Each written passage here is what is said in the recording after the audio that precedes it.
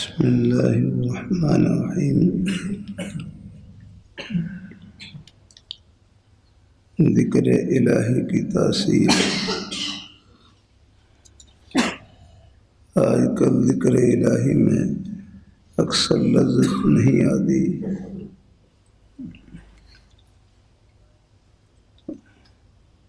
تو اس کا سب سے بڑا سبب عقل و شرم حرام مشتبہ مال ہے۔ عقل حلال کے ساتھ صدق مقال بھی ہو تو اللہ کے ذکر کا فوراً اثر ہوتا ہے اور طبیعت میں فرحت اور سرور پیدا ہوتا ہے، لیکن اگر دل مسخ ہو جائے تو پھر اثر نہیں ہوتا۔ جس طرح ننگے پاؤں پھریں اور ابتدا میں کانٹا ہی چبھ جائے تو فوراً احساس ہوتا ہے، لیکن اگر ننگے پاؤں پھرتے پھرتے پاؤں کے تلوؤں کا گوشت سخت ہو جائے، کانٹا تو بجائے خطرہ داغ بھی دیا جائے تو اثر نہیں ہوتا۔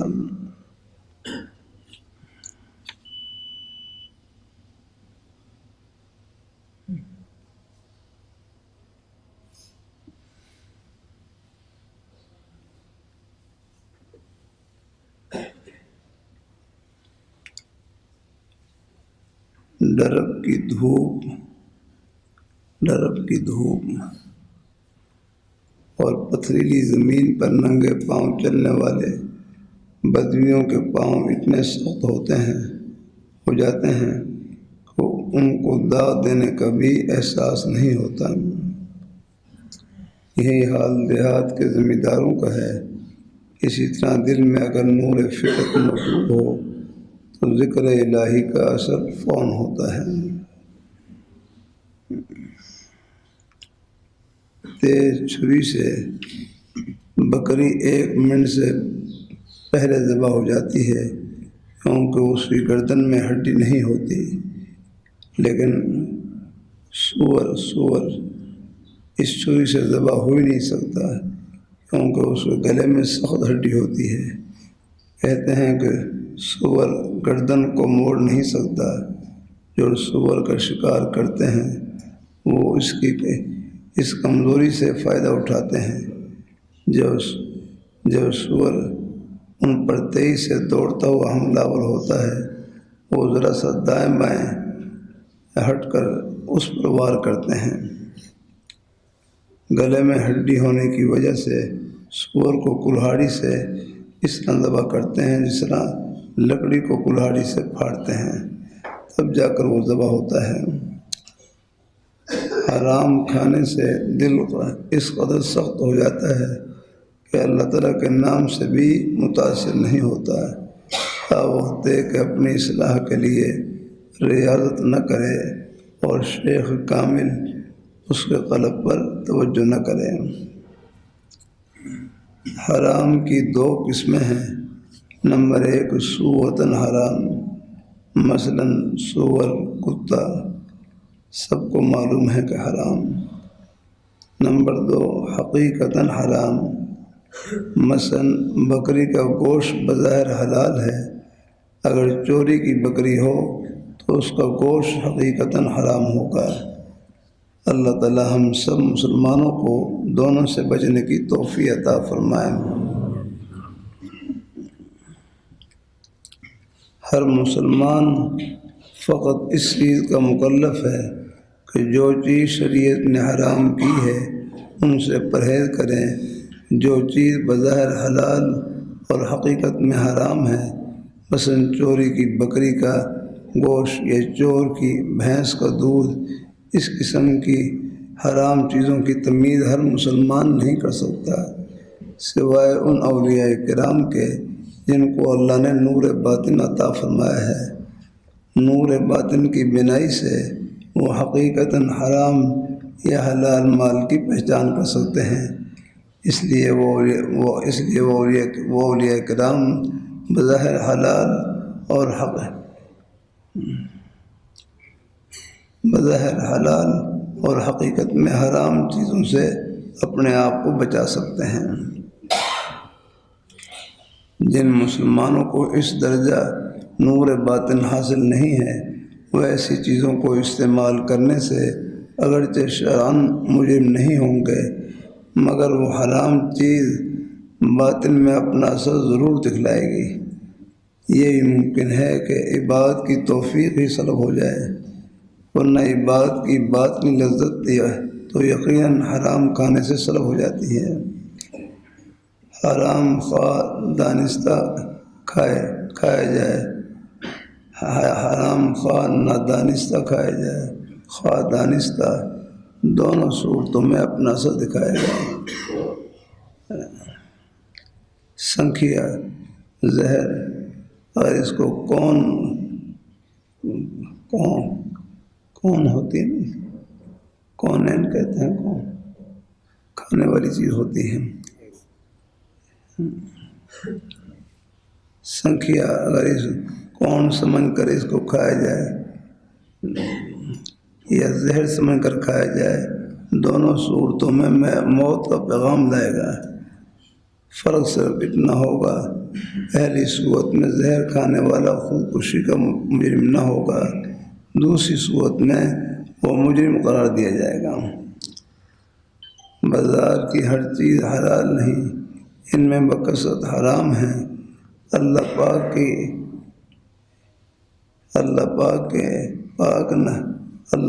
کے نام سے بعد اللہ کے بندوں کو یہ نعمت نصیب ہوتی ہے، ان کو حلال و حرام کی تمیز ہو جاتی ہے۔ ضروری نہیں کہ ہر ذاکر کو یہ نعمت مل جائے، اللہ جس کو چاہے اپنے فضل سے عطا فرمائے۔ جیسے ہر ہرن کے پیٹ میں نافع نہیں ہوتا، اللہ تعالیٰ جس کے پیٹ میں چاہے پیدا کر دے۔ ایک نقش بندی بزرگ تھے، میں ان کا بے حد ادب کرتا تھا، اگرچہ میرا خاندان قادری ہے۔ اس کا صلہ مجھے وہ یہ دیا کرتے تھے کہ جب لاہور سے گزرتے تو زیارت کرانے کے لیے آ جاتے تھے۔ انہوں نے ایک دفعہ مجھ سے فرمایا، میں ایک گاؤں میں گیا، وہاں کے لوگوں نے شکایت کی کہ ان کو کچھ دنوں سے ذکر الہی میں لذت نہیں آتی۔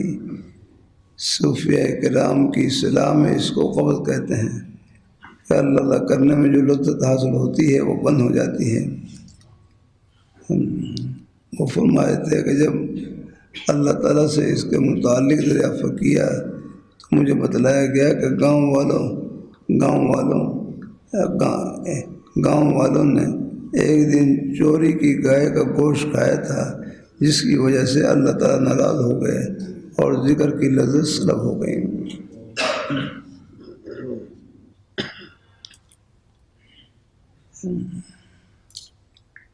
دیوبند میں ایک بزرگ صاحب تھے، جب کبھی حرام ان کے پیٹ میں چلا جاتا تو فوراً قے ہو جاتی۔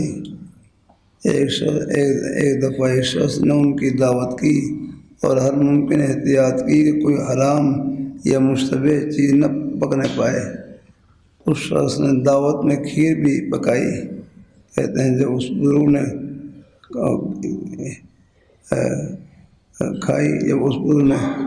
کھائی فوراً قے ہو گئی۔ جب اس بزرگ نے کھیر کھائی تو فوراً قے ہو گئی۔ تحقیق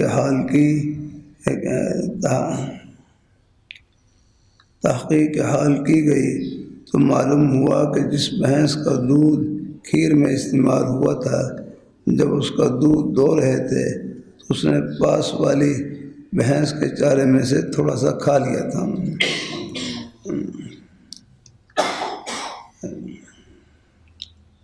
نماز اور ذکر الہی میں مزہ نہ آنے کا ایک سبب حرام اور مشتبہ مال کا کھانا ہے۔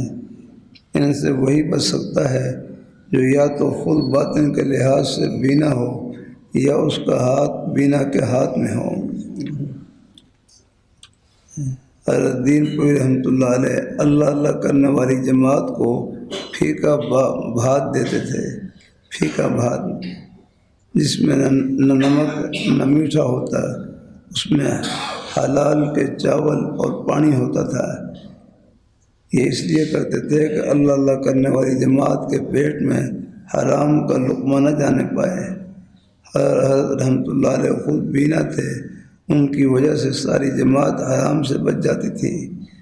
حضرت رحمۃ اللہ علیہ نے یہ چیز اپنے مرشد سے لی تھی۔ حضرت حافظ محمد صدیق رحمۃ اللہ علیہ کے ہاں بھی یہی دستور تھا کہ اللہ اللہ کرنے والوں کے لیے بھات پکتا تھا۔ مسلمانوں کی موجودہ دینی کا 80% سبب عقل و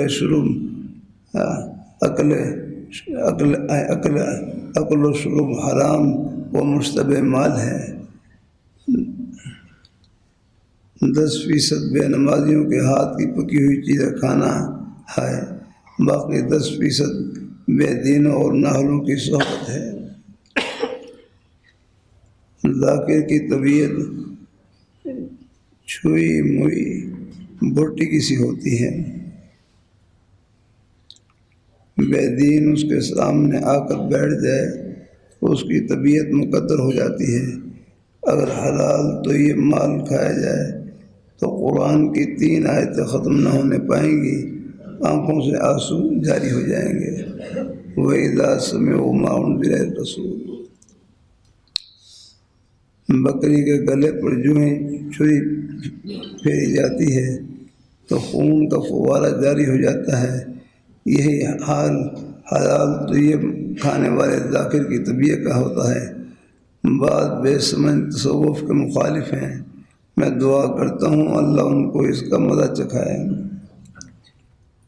صحابہ کرام کو قرآن مجید سمجھنے کے لیے صرف نحو کی ضرورت نہ تھی، وہ نبی کریم صلی اللہ علیہ وسلم کی صحبت میں حاضر ہوتے، ایمان لاتے، وہباً ان کو سب کچھ حاصل ہو جاتا تھا۔ ہم چونکہ اجمی ہیں اس لیے ہم کو صرف نحو پڑھنے کی ضرورت ہے اور قرب الہی کے مدارج کسباً حاصل کرنے پڑتے ہیں۔ چنانچہ اہل سنت والجماعت کا عقیدہ ہے چھوٹے سے چھوٹے